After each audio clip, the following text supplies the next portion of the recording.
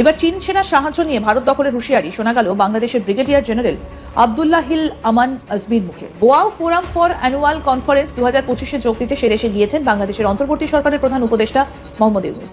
এই পরিস্থিতিতে চীনের সামরিক সাহায্য নিয়ে ভারতের উত্তর পূর্ব অংশ দখলের বিষয়টা যথেষ্ট তাৎপর্যপূর্ণ বলেই মনে করা হচ্ছে। ভারতীয় আগ্রাসনের দিন শেষ, এবার বাংলাদেশের ভয়ে কাঁপবে দুশ্মন দেশ। বাংলাদেশের সাথে এতদিন বড় ভাইয়ের মতো আচরণ করে গিয়েছে ভারত। গণ অভ্যুত্থানের পর ডক্টর মোহাম্মদ ইউনূসের নেতৃত্বাধীন স্বাধীন বাংলাদেশের স্বাধীন সরকারকে কোনোভাবেই মেনে নিতে পারেনি ভারত। 24-এর গণ অভ্যুত্থানের পর বাংলাদেশের নতুন স্বাধীনতাকে আবারও ছিনিয়ে নিতে একের পর এক ষড়যন্ত্র করে ভারত। ভারতীয় ষড়যন্ত্রকে উড়িয়ে দিয়ে এবার পুরো বিশ্বে নতুন বাংলাদেশকে চেনাচ্ছে ডক্টর মোহাম্মদ ইউনূস। প্রধান উপদেষ্টা ডক্টর মোহাম্মদ ইউনূসের চীন সফর ঘিরে ভারতে আতঙ্কের ছায়া। ভারতের সেভেন সিস্টার্সকে দখল করে নিতে ডক্টর মোহাম্মদ ইউনূসের চীন সফর বলে ধারণা করছে পশ্চিমবাংলার মিডিয়া। বাংলাদেশ আর্মি এবার চীন আর্মির সাথে ঐক্যবদ্ধ হয়ে সেভেন সিস্টার্সে আক্রমণ করবে, এমনটাই ধারণা তাদের। সেভেন সিস্টার্স একটি ল্যান্ডলক অঞ্চল, যেখানে সমুদ্রের একমাত্র অভিভাবক বাংলাদেশ। তাই এখানে সমুদ্রপথে চীনের বাণিজ্য সম্ভাবনা অপার। এই অঞ্চলটি সমুদ্র বন্দরহীন এবং মূল ভারতের সঙ্গে একটি সরু ভূখণ্ডে সংযুক্ত। ঠিক এখানেই বাংলাদেশের ভৌগোলিক অবস্থান চীনের জন্য গুরুত্বপূর্ণ হয়ে ওঠে। Seven states of India, eastern part of India, called Seven Sisters. They are landlocked country, landlocked region of India. They have no way to reach out to the ocean. We are the only guardian of the ocean. আমার মনে হয় যে এই interim government, এই অন্তর্বর্তী সরকার ক্ষমতায় বসার পরে ডক্টর ইউনূস বেশ কিছু বিদেশ সফর করেছেন, বেশ কিছু প্রজেক্ট হাতে নিয়েছেন, কর্মকাণ্ড চালিয়েছেন। তবে এইটা 7 মাসের মধ্যে সর্বোচ্চ লেভেলের সিদ্ধান্ত যদি বাস্তবায়িত হয়, সারা বাংলাদেশের মোটামুটি 1/3 মানুষের অন্তর থেকে এমনি তিনি দোয়া পাবেন। হাত তুলতে হবে না, ভালো কাজের জন্য হাত তুলে দোয়া করতে হয় না। কি এমন কাজ? আসো। ডক্টর মোহাম্মদ ইউনূস চীনে গিয়ে যে বাজিমাত করেছে এই ব্যাপারে কোনো সন্দেহ নেই। চীন এই যাবৎকালে এত বড় ধরনের সহযোগিতা দেখা যায়নি বাংলাদেশের ইতিহাসে। শেখ হাসিনার জামানায় চীন কখনো এইভাবে সর্বাত্মক সহযোগিতার হাত বাড়ায়নি। আমার ভেতরে যেমন একটা উচ্ছ্বাস আছে, তেমনি আবার শঙ্কাও যাচ্ছে। আমরা হতভাগা একটা জাতি, আমাদের মানুষ আমরা চিনতে পারলাম না। সারা পৃথিবীর মানুষ ওনাকে চিনে, আমরা চিনতে পারি নাই, আমাদেরকে চিনতে দেওয়া হয় নাই। আমাদের সামনে ওনাকে তুলে ধরা হয়েছিল একজন ঘুষখোর হিসাবে। কত ভাগ্য খারাপ আমাদের।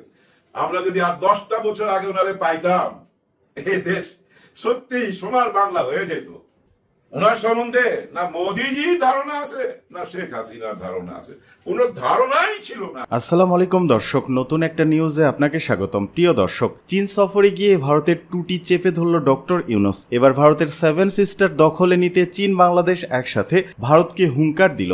এক সপ্তাহের মধ্যে চিকেন নেক দখল করে সেভেন সিস্টার্স ভেঙে ফেলবে বাংলাদেশ আর্মি। চীনা আর্মিকে সাথে নিয়ে সেভেন সিস্টার্স দখল করে বাংলাদেশের পতাকা উড়াবে বাংলাদেশের সেনাবাহিনী, এমনই চাঞ্চল্যকর দাবি পশ্চিমবাংলা মিডিয়ার। ডক্টর ইউনূসের চীন সফরে নতুন করে ভারতের সেভেন সিস্টার্স হারানোর ভয় এবং ডক্টর ইউনূস ও চীনের কূটনৈতিক চালে ভারতের দিশেহারা হবার ঘটনা প্রেক্ষাপট নিয়ে করা আমাদের আজকের ভিডিওটি অত্যন্ত গুরুত্বপূর্ণ। ভিডিওটি শুরু থেকে শেষ পর্যন্ত ধৈর্য সহকারে দেখে একটি লাইক দিয়ে সবাইকে শেয়ার করে দিন। আমাদের চ্যানেলে নতুন হলে চ্যানেলটি সাবস্ক্রাইব করে পাশে থাকা বেল আইকনে ক্লিক করে রাখুন। সেভেন সিস্টার্স একটি ল্যান্ডলক অঞ্চল, যেখানে সমুদ্রের একমাত্র অভিভাবক বাংলাদেশ। তাই এখানে সমুদ্রপথে চীনের বাণিজ্য সম্ভাবনা অপার।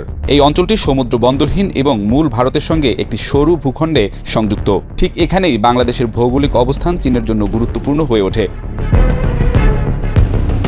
ভারতের উত্তর পূর্বাঞ্চলের এই রাজ্যগুলো নিয়ে প্রধান উপদেষ্টার বক্তব্য ছিল অর্থনৈতিক সংযোগ এবং আঞ্চলিক স্থিতিশীলতা বিষয়ক। তিনি বলেছেন, বাংলাদেশের বন্দর ও ভূ অবস্থানকে কাজে লাগিয়ে সেভেন সিস্টার্স অঞ্চল অর্থনৈতিক সমৃদ্ধি পেতে পারে। এই প্রস্তাব শুধু অর্থনৈতিক নয়, বরং দক্ষিণ এশিয়ার ভঙ্গুর ভূ রাজনীতিকে ছুঁয়ে যাওয়ার এক পরোক্ষ বার্তা। They have no way to reach out to the ocean. We are the only guardian of the ocean for all this region. So this opens up a huge possibility. So this could be an extension of the Chinese economy. একই সাথে এটিকে ভারতের জন্য একটি সতর্কবার্তা বলেও মনে করছেন অনেকে। বাংলাদেশের অভ্যন্তরীণ রাজনীতিতে চীনের উপস্থিতি বাড়লে সেভেন সিস্টার্স অঞ্চলের জন্য তা অদৃশ্য হুমকি হয়ে দাঁড়াতে পারে। ভারতের উত্তর পূর্বাঞ্চল অনেকটাই বাংলাদেশের ভূখণ্ড দিয়ে সংযুক্ত। এই অঞ্চল নিয়ে চীনের কৌশলগত আগ্রহ রয়েছে অনেক আগে থেকেই। কৌশলগত সময়েই চীন সফরে গেলেন অন্তর্বর্তী সরকারের প্রধান উপদেষ্টা ডক্টর মোহাম্মদ ইউনূস। এই মুহূর্তে বেইজিংয়ে তার উপস্থিতি নিছক আনুষ্ঠানিকতা নয়। সফরের শুরুতে বোয়াও ফোরামে অংশগ্রহণ এবং পরে প্রেসিডেন্ট শি জিনপিংয়ের সঙ্গে বৈঠক থেকে স্পষ্ট যে দুই দেশই সম্পর্ককে নতুন মাত্রায় নিয়ে যেতে চাচ্ছে। চুক্তি ও সমঝোতা স্মারকগুলোতে স্পষ্ট চীনের সফট পাওয়ার কৌশল। অনুবাদ, সাহিত্য, সংস্কৃতি, গণমাধ্যম, ক্রীড়া ও স্বাস্থ্য খাতে সহযোগিতার মাধ্যমে চীন হার্ট অ্যান্ড মাইন্ডস কৌশল বাস্তবায়ন করছে। রাজনৈতিকভাবে এটি অন্তর্বর্তী সরকারের জন্য একটি সম্মান ও আস্থা পুনর্বহালের কৌশল। আওয়ামী লীগের প্রশ্নবিদ্ধ শাসন ও গণ অভ্যুত্থানের মুখে হাসিনার পতনের পর সারা বিশ্বে বাংলাদেশ নিয়ে আলোচনা যখন তুঙ্গে, তখন চীন সফর ও উচ্চ পর্যায়ের চুক্তিগুলো সরকারকে এক ধরনের বৈশ্বিক গ্রহণযোগ্যতার বার্তা দিচ্ছে। এবার চীন সেনার সাহায্য নিয়ে ভারত দখলের হুঁশিয়ারি শোনা গেল বাংলাদেশের brigadier general Abdullahil Aman আজমির মুখে। Boao forum for annual conference 2025-এ যোগ দিতে সে দেশে গিয়েছেন বাংলাদেশের অন্তর্বর্তী সরকারের প্রধান উপদেষ্টা মোহাম্মদ ইউনূস। এই পরিস্থিতিতে চীনের সামরিক সাহায্য নিয়ে ভারতের উত্তর পূর্ব অংশ দখলের বিষয়টা যথেষ্ট তাৎপর্যপূর্ণ বলেই মনে করা হচ্ছে। ভারতীয় আগ্রাসনের দিন শেষ, এবার বাংলাদেশের ভয়ে কাঁপবে দুশ্মন দেশ। বাংলাদেশের সাথে এতদিন বড় ভাইয়ের মতো আচরণ করে গিয়েছে ভারত। গণ অভ্যুত্থানের পর ডক্টর মোহাম্মদ ইউনূসের নেতৃত্বাধীন স্বাধীন বাংলাদেশের স্বাধীন সরকারকে কোনোভাবেই মেনে নিতে পারেনি ভারত। 24-এর গণ অভ্যুত্থানের পর বাংলাদেশের নতুন স্বাধীনতাকে আবারও ছিনিয়ে নিতে একের পর এক ষড়যন্ত্র করে ভারত। ভারতীয় ষড়যন্ত্রকে উড়িয়ে দিয়ে এবার পুরো বিশ্বে নতুন বাংলাদেশকে চেনাচ্ছে ডক্টর মোহাম্মদ ইউনূস। প্রধান উপদেষ্টা ডক্টর মোহাম্মদ ইউনূসের চীন সফর ঘিরে ভারতে আতঙ্কের ছায়া। ভারতের সেভেন সিস্টার্সকে দখল করে নিতে ডক্টর মোহাম্মদ ইউনূসের চীন সফর বলে ধারণা করছে পশ্চিমবাংলার মিডিয়া। বাংলাদেশ আর্মি এবার চীন আর্মির সাথে ঐক্যবদ্ধ হয়ে সেভেন সিস্টার্সে আক্রমণ করবে, এমনটাই ধারণা তাদের। এ নিয়ে কি বলছে তারা, আসুন তা দেখি। বাংলাদেশের প্রাক্তন আর্মি অফিসারদের ভারত বিদ্বেষ কিছুতেই কমছে না। আগেই একবার কলকাতা, ফোর্ট উইলিয়াম, বিহার সহ ভারতের বিভিন্ন এলাকা দখল করে নেবার হুমকি দিতে দেখা গিয়েছিল বিক্ষোভরত বাংলাদেশি আর্মির প্রাক্তন জওয়ান পরিচয় দেওয়া কয়েকজন প্রবীণকে।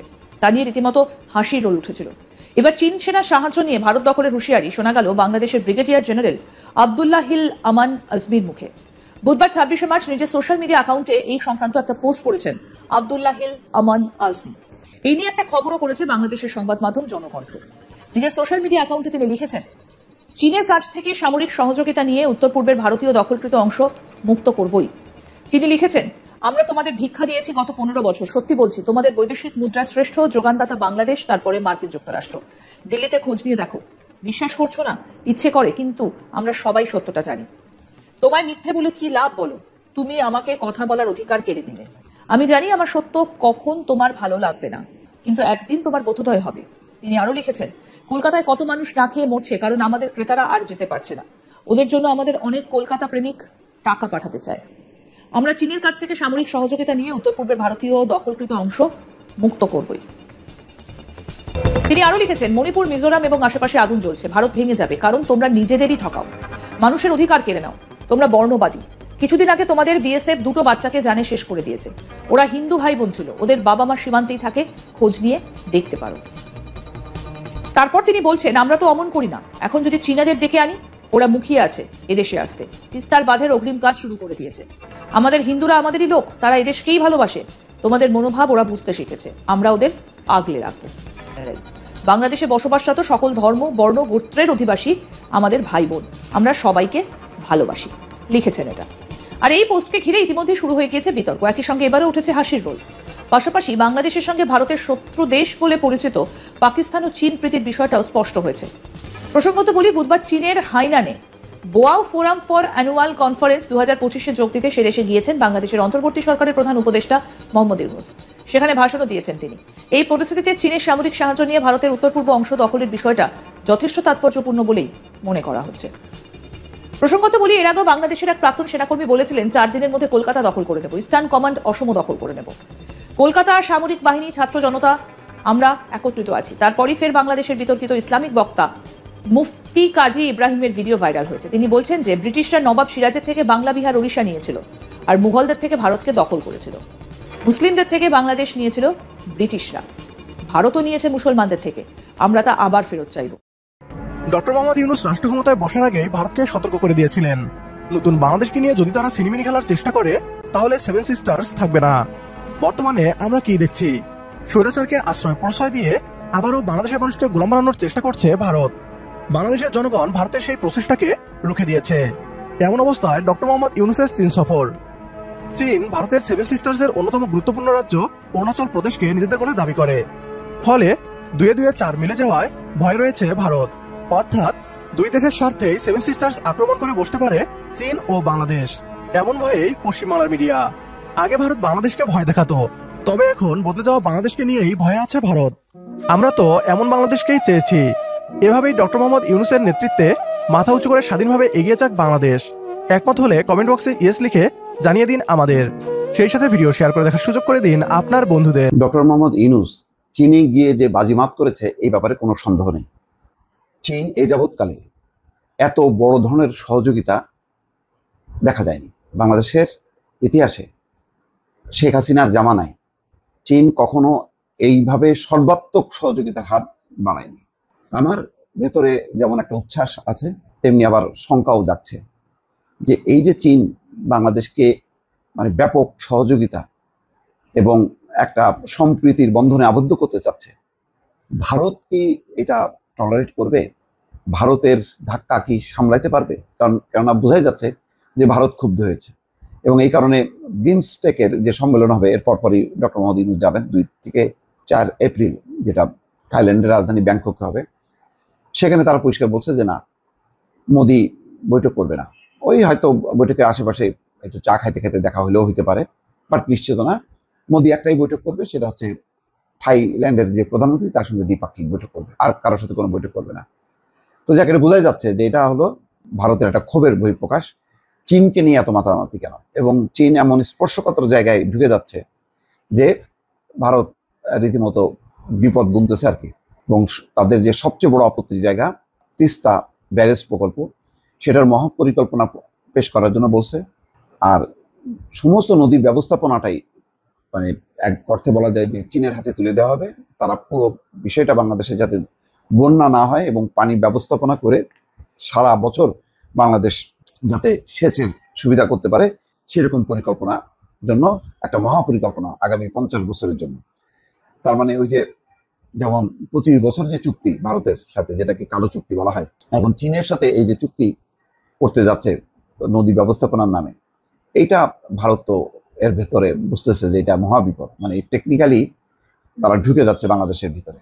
এবং শুধু তাই না, দেখেন সর্বশেষ আজকে পিকিং বিশ্ববিদ্যালয় ডক্টর মোহাম্মদ ইউনূসকে সম্মানসূচক ডক্টরেট ডিগ্রি দিছে। চীন যেমন শেখ হাসিনাকে চরমভাবে বেজ্জতি করছে, আর তেমনি চরমভাবে ইজ্জত দিল বা বিশাল ইজ্জত দিল ডক্টর মোহাম্মদ ইউনূসকে। আসলে চীন বাংলাদেশকে অপমান করেনি। চীন হচ্ছে শেখ হাসিনা যে দ্বিচারিতা, তার একটা প্রতিশোধ তারা নিছে।